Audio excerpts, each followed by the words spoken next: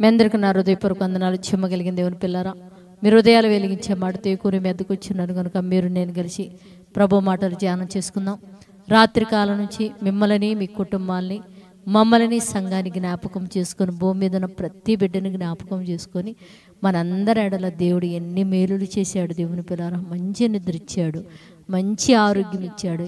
ఏకోనే లెగిసి మళ్ళా ఆయన స్తుతించి ఆరాధించి చక్కగా ఆయన మాటలు వినగలిగే భాగ్యం ఇచ్చినందుకు మన ప్రభు, మన రక్షకుడైన యేసయ్య పరిశుద్ధ నామములో తండ్రి అయిన దేవుడికి శిరస్సు వంచి వందనాలు స్తుతులు తెలియచేసుకుంటూ, మరి ఈరోజు దేవుడు మన ఆత్మలకు ఏ ఆహారం నియమించాడో ఆహారాన్ని మన ఆత్మలకు ఆహారంగా దేవుని మాటను మార్చుకోబోయే ముందు చిన్న ఆరాధన చేసుకుందాం. అందరం కళ్ళు మూసుకుంటే దేవుని పిల్లారా,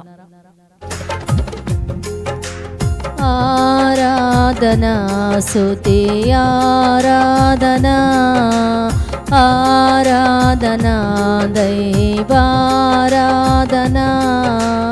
ఆరాధనా స్తుతి ఆరాధనా, ఆరాధనా దైవారాధనా.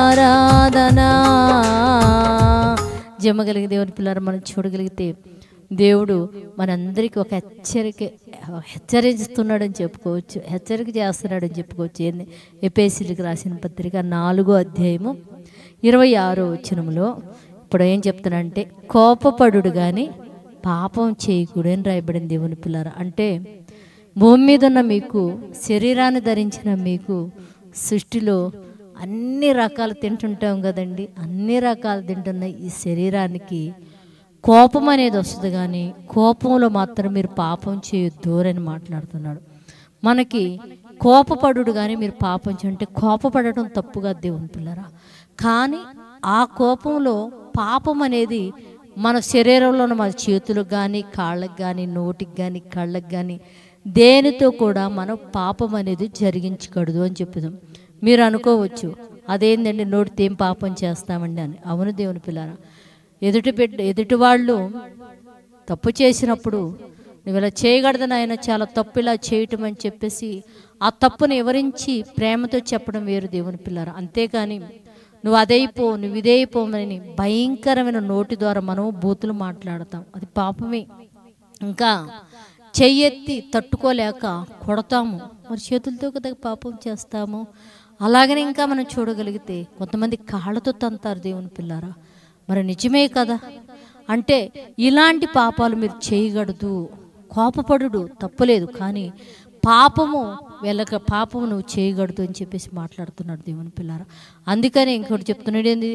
సూర్యుడు అస్తమించు వరకు, అంటే నీకు పిల్లల మీద కోపం ఉందా, భార్యాభర్తల మధ్యన కోపం ఉందా, అత్తమామల మీద కోపం ఉందా, లేకపోతే చుట్టూ ఉన్నవారి మీద కోపం ఉందా, బంధువుల మీద మీరు కోపం ఉందా, సూర్యుడు అస్తమించు వరకు నీ కోపం నిలిచి ఉండకూడదు. అంటే సూర్యుడు అస్తమి రాదు, ఉదయం కోపం వచ్చింది ఏమండి, ఉదయం సాయంత్రానికి ఏమైపోవాలి కోపము, వదిలేసేయాల. అలాగని వదలకపోతే, అలా వదిలేయకపోతే ఆ కోపాన్ని దేవుడు మన మనవలు వినడంట. దేవుని పిల్లారా, దేవుడంట లక్ష్య పెట్టడంట మనల్ని, మనం చెప్పే ప్రార్థన వినడంట, చేసే ప్రార్థన. అందుకని కనిపించే నీ సహోదరుడు చిన్న తప్పు చేస్తే వాడిని ప్రేమించలేను నువ్వు, కనిపించిన నన్ను ప్రేమిస్తున్నానంటే నమ్మమంటావా వేషధారి అంటాడు. అంటే నువ్వు చేసేయండి తప్పుడు పనులు, మోసము. కనిపించే నీ సహోదరుడు తప్పు చేసినప్పుడు క్షమించడం నేర్చుకో, అప్పుడు నన్ను ప్రేమిస్తున్నానని నేను నమ్ముతానంటాడు దేవుని పిల్లారా. ఇంకా రెండోది ఏందో తెలుసా, మనం ఈ నోటితోనే మనం దీవిస్తాం కదా, మరి ఆ నోటితోనే శాపగ్రస్తమైన మాటలు మాట్లాడటం కూడా కరెక్ట్ కాదు కదా దేవుని పిల్లారా. అందుకనే దేవుడు మనకి ఇవాళ ఏం మాట్లాడుతున్నాడు తెలుసా, నా కుమారుడా, నా కుమార్తె, పాపం రావటం సాధ్యమే, కానీ పాపం చేసి నీవు అపవిత్రతలోకి వెళ్ళొద్దు. పాపం చేసి పరిశుద్ధతలో ఉంచి నువ్వు నిత్య నరకాగ్నిలోకి వెళ్ళొద్దు నా కుమారి అని చెప్పి దేవుడు మనతో మాట్లాడుతున్నాడు. కనుక దేవుని పిల్లరా, కోపపడుడు కానీ పాపం చేసి దేవుడికి విరోధంగా పాపం కట్టుకొని జీవమార్గాన్ని వదిలే నరకానికి వెళ్ళే వారిగా మనందరం ఉండకుండా ఉండాలని దేవుడు ఈ మాటలు మనతో చెప్తున్నాడు. కనుక ఆ మాటల ప్రకారం జీవించే వారిగా మనందరం భూమి మీద ఉండాలని ప్రార్థన చేసుకుందాం.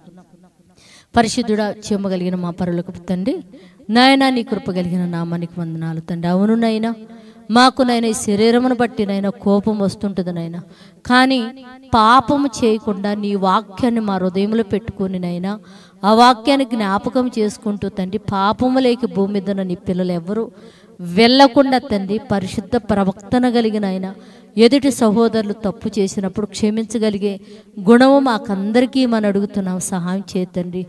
ఎవరైతే నైనా అలా క్షమించలేక కోపాన్ని హృదయంలో పెట్టుకొని నా తండ్రి నైనా నిత్య నాశనానికి జారిపోయే బిడ్డలుగా ఎంతమంది అవుతున్నారో అట్టి బిడ్డలను క్షమించి నా తండ్రి, నీ బిడ్డలు కూడా తండ్రి నైనా తమ సహోదరులు వారి ఎడలో తప్పు చేసినప్పుడు క్షమించగలిగే ఆ గొప్ప మనసుని పిల్లలకు అనుగ్రహించి నిత్య నరకానికి వెళ్లకుండా వారిని తప్పించి సహాయం చేయమని మా రక్షకుడు నీ కుమారుడు యేసయ్య పరిశుద్ధ నామములో ప్రార్థన అడుగుతున్నాం తండ్రి, ఆమేన్.